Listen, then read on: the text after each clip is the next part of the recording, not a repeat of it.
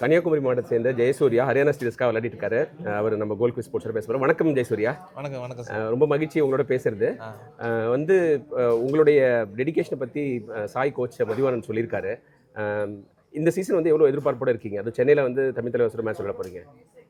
இந்த சீசன் ரொம்ப எதிர்பார்ப்போடு தான் இருக்கும். நானும் கிடைக்கிற சான்ஸ்லாம் யூஸ் பண்ணிட்டு தான் இருக்கேன். இன்னும் சான்ஸ் கிடைக்கும், கண்டிப்பாக யூஸ் பண்ணுவேன். அது நான் கோலுங்கிறது ஃபைனல்ஸ் ரீச் பண்ணணும், திருப்பியும் ட்ராஃபி லிஃப்ட் பண்ணணும், அதான் கோல்.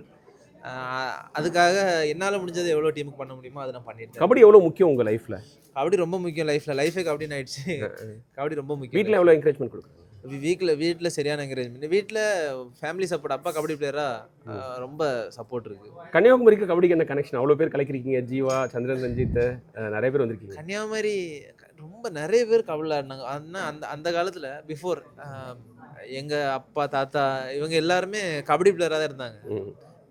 பேப்பர் மில் கூட, சன் பேப்பர் மில் ரொம்ப பெரிய ராஜரத்னமே அங்கேருந்து வந்தவர். ஆமாம், ராஜரத்னம், கணேஷ், மானதி கணேசன், ரவி சுந்தரி அப்பா கூட பேப்பர் மில்ல இருந்தவங்க தான்.